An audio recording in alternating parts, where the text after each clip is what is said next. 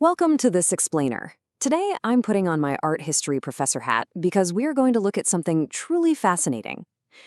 We usually think of Western art's greatest masterpieces as the pure, unadulterated result of human genius.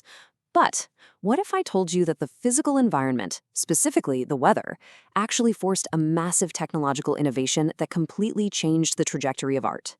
Okay, let's dive right into this and look at how the climate forced the invention of the canvas and oil painting as we know it today. It's kind of like a classic butterfly effect scenario. What if those iconic masterpieces weren't just born from pure inspiration, but from having to deal with really, really terrible weather?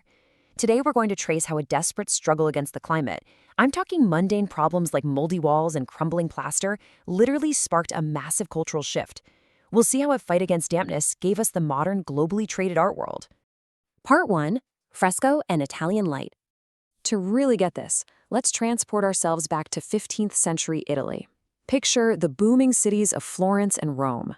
The air is dry, the sun is hot, and we have two primary mediums totally defining this era. You've got fresco, which is the act of painting directly onto wet plaster before it dries. And then there's tempera, which involves mixing pigments with fast-drying egg yolk. Now, these mediums absolutely thrived in this dry Italian weather. The climate allowed Renaissance masters to permanently embed their incredible studies of human anatomy and mathematical perspective into the very walls of their buildings. But here's the catch with fresco. Because it dries incredibly fast in that hot Italian air, it created a really unforgiving environment for the artist. You couldn't hesitate. You couldn't just erase a mistake. And this perfectly illustrates the concept of disegno, which is the perfection of sharp drawing and strict lines. The medium practically demanded quick, decisive strokes, and that led to an era of Italian art completely dominated by light, precision, and these really sharp intellectual boundaries. It honestly seemed like this golden age of art would last forever. Part 2, the climate of Flanders and the oil revolution. So what happens when we leave the Mediterranean? If we head across the Alps into northern Europe, specifically the region of Flanders, we find a stark, stark contrast. On one hand, you have Florence, with its dry, hot air perfectly baking those plaster walls. On the other hand, you have Flanders, low gray clouds, heavy moisture constantly in the air, and freezing condensation. It was incredibly damp and incredibly cold. And as you might guess, those fast-drying Italian techniques, they were absolutely doomed to fail in this northern environment. And fail they did.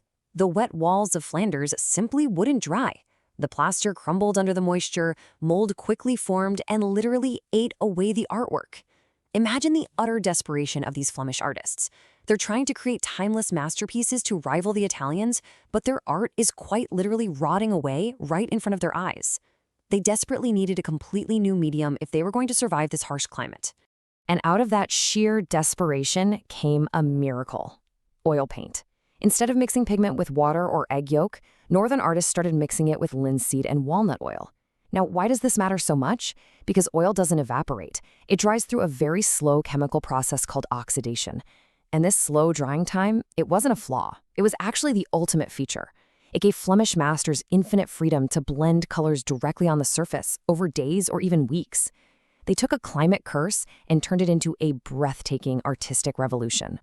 Part 3. Venice, the city of water. Let's move the narrative back south. We're returning to Italy, but not to the dry dirt of Rome. We're heading into Venice.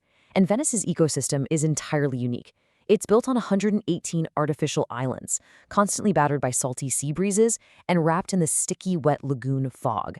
Yes, it's an architectural marvel, but structurally, its climate actually shares a lot more in common with the freezing dampness of Flanders than it does with the dry heat of Florence. And this wet, salty environment was an absolute death sentence for traditional Italian techniques. In Venice, frescoes didn't just fade. The salts and moisture made them peel off the walls like a horrific skin disease in just a few short years.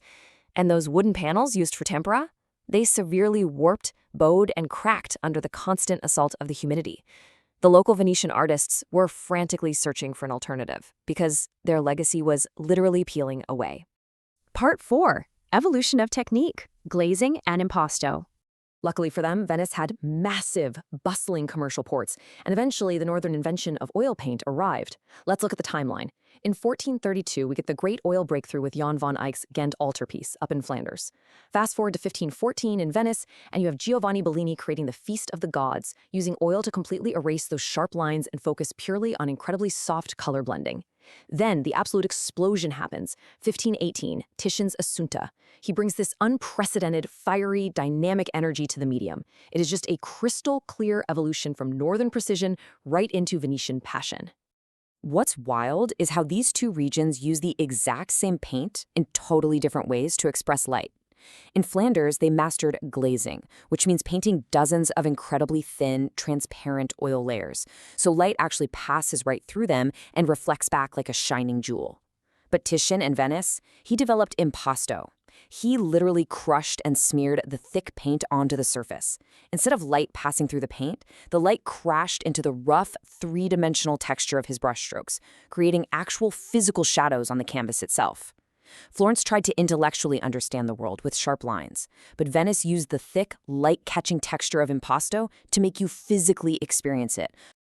Part 5, Canvas Art Freed from Walls. But here's the thing. Oil paint alone wasn't enough to survive Venice if it was still being painted on rotting wood or crumbling walls. The art had to be totally liberated from architecture. So here is the incredible Venetian solution.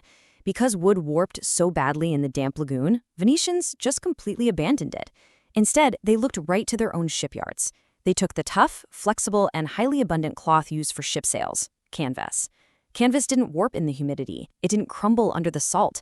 It was the absolute perfect, resilient surface for oil paint. Think about this complete transformation in materials for a second. Fresco was bound to a plaster wall, completely immovable. Tempera was painted on wood panels, meaning it was heavy, rigid, and super fragile. But oil on canvas? Because it was flexible cloth, it could be rolled up. It was highly portable. This evolution of materials directly, and I mean directly, resulted in unprecedented mobility for artwork. And that brings us to the most profound takeaway of this entire explainer. Because of this physical shift from rigid wood and immovable walls to rolled canvas, a massive cultural shift happened. Art was no longer just a religious symbol permanently glued to a church wall. It became an independent, globally transportable art object. From an art history perspective, this is quite literally the birth of the modern art market. Because a canvas could be rolled up, it could be put on a ship, traded, and sold across the entire globe, the whole distribution of art was totally revolutionized. And it was all because of the weather. So I want to leave you with a bit of a provocative thought. Next time you're standing in a museum, admiring the deep, rich colors of an oil canvas, ask yourself, was this masterpiece painted purely by human genius?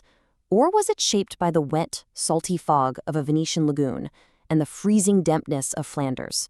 The magnificent art we love today was forged in a desperate, brilliant struggle against the climate. Thank you so much for joining me on this explainer, and keep looking deeper into the origins of the things you love.